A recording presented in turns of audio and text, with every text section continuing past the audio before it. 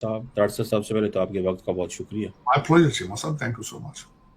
तार साहब, दो तीन इम्पोर्टेंट डेवलपमेंट्स हैं। एक तो ये कोई बिश्नोई गैंग जो है उसके हवाले से बड़ी चीज़ें आई हैं। इंडियंस कहते हैं कि देख लें हम इन्वॉल्व नहीं हैं। ये तो उन्होंने कहा था कि इंडियन गवर्नमेंट के लोग इन्वॉल्व थे, पर हम तो इन्वॉल्व नहीं हैं। अब उन्होंने हमें क्लियर कर दिया कनेडियंस ने। दूसरा, बलूचिस्तान में तार साहब मामला थोड़े ख़राब हुए हैं पाकिस्तान के अंदर। तीसरा, ईरान अमेरिका की फिर जंग शुरू हो गई है। ट्रम्प कहते हैं एमओयू कोई नहीं। और मोदी साहब ने ऑस्ट्रेलिया में ऑपरेशन सिंदूर का फिर जिक्र कर रहे हैं और अवाम का खून गरमा रहे हैं वहां पे ऑस्ट्रेलिया के अंदर। आप उसके ऊपर भी क्या कमेंट करेंगे? ये जो ऑस्ट्रेलिया में बैठ के पाकिस्तान का जिक्र करना और ये सारी बातें, और हालांकि मिसाइल सारे जो हैं वो चीज़ें सारी बाहर की थी और कह रहे थे हमारी हैं। कैसे देखते हैं इन डेवलपमेंट्स को सर? चीमा साहब, वो तो फिर देखे ना, मोदी साहब की ऑक्सीजन है पाकिस्तान के खिलाफ बात करना। वो चोक हो जाएंगे अगर वो बात ना करें, क्योंकि उनका टोटल बयानिया, दुख के साथ कहूंगा कि जितना नुकसान इनकी पार्टी ने भारत को दिया है, मेरा ख्याल में इतना मूलों ने भी नहीं किया होगा। ये किसी ने इतना जुल्म सितम इस खित्ते पे नहीं किया कि पूरी की पूरी कौम को नफरत में झोंक दिया है, जिसका रिजल्ट कभी अच्छा नहीं निकला। एब्सोल्युटली। और अगर मैं गारंटी कर देता हूं चीमा साहब, अगर इनसे पाकिस्तान की बात ले ली जाए, इनसे इनको यह कह दिया जाए कि आपने 2 साल पाकिस्तान की बात नहीं करनी, या आपने भारत में रहने वाले मुसलमानों को तंग नहीं करना, या इनके खिलाफ बयान नहीं करने, ये बैंकरप्ट हो जाए, शाम को बैंकरप्ट हो जाए चीमा साहब, शाम। दुख के साथ कहूंगा कि जो पॉसिबल ही नहीं। 30 करोड़ मुसलमानों को क्या करोगे भाई? वो ना तो पाकिस्तान जा सकते हैं, ना बांग्लादेश जा सकते, उन्होंने यहीं रहना है। और ये बहुत लकी हैं कि उनमें पंजाबी नहीं और पठान नहीं है। नबी नहीं तो अभी तक जो सूरत हाल बड़ी अजीब हो जा रही थी। अब मैं दूसरी तरफ, उसकी वजह यह है 1% पॉपुलेशन का हिस्सा है पंजाबी सिख, 1%। और ये थर थर कांपते हैं उनसे, ये थर थर कांपते हैं। आपने अगले दिन देखा नहीं, निहंग उनके जिस तरीके से घुस गए हैं किसी गुरुद्वारे में, और फिर जिस प्रोटोकॉल के साथ वापस भेजा उन्होंने, थर थर कांपते हैं 1% उनसे। ये इनका हाथ खुल चुका है। और अब तो खैर मेरे प्रेसिडेंट ट्रंप ने भी कह दिया, कहते इसके चेहरे पे ना जाना, कातल है, कातल। इसके गले के ऊपर, इसके इसके सर के ऊपर गुजरात के मुसलमानों का खून है, इस बंदे के ऊपर। इसके कोई चीमा साहब, इसका रिजल्ट निकलेगा, बड़ी जल्दी निकलेगा। कहते देर आए दुरुस्त आए। जो ये फसलें बीज रहे हैं नफरत की, उसके फल में फ्रूट नहीं लगेगा, उसके फल में फूल नहीं खिलेंगे। तबाही होगी चीमा साहब, तबाही। और देख रहे हैं वो पढ़े लिखे इंडियन शर्मिंदा है, मुंह छुपाते फिर रहे हैं वॉशिंगटन डीसी में। कैसे? कि बांग्लादेश छोड़ गया, नेपाल छोड़ गया। साथ कौन है? वो लोग हैं जिनको ये दहशतगर्द कहते थे। वो लोग हैं जिनके एंसेस्टर्स ने घुस के यहाँ पे 6500 मंदिर गिराया था चीमा साहब, जो आके सोमनाथ को लूटते रहे। आज ये सके भाई उनके बने हुए।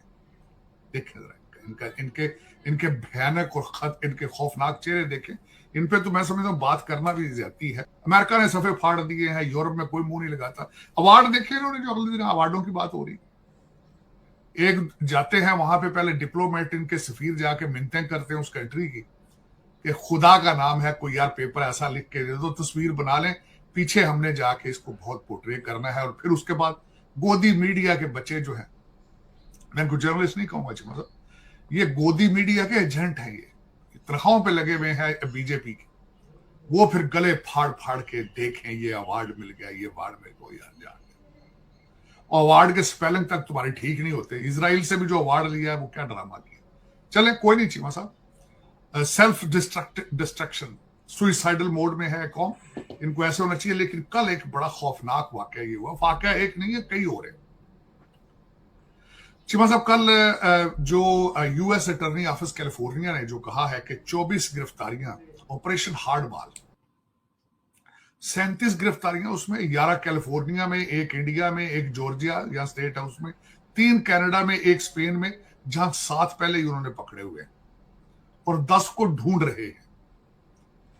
उसके बाद चीमा साहब 100 किलोग्राम कोकेन उनसे पकड़ी गई है, 1 किलो हीरोइन पकड़ी गई है, 40,000 नकद कैश और दर्जनों बंदूकें मिली।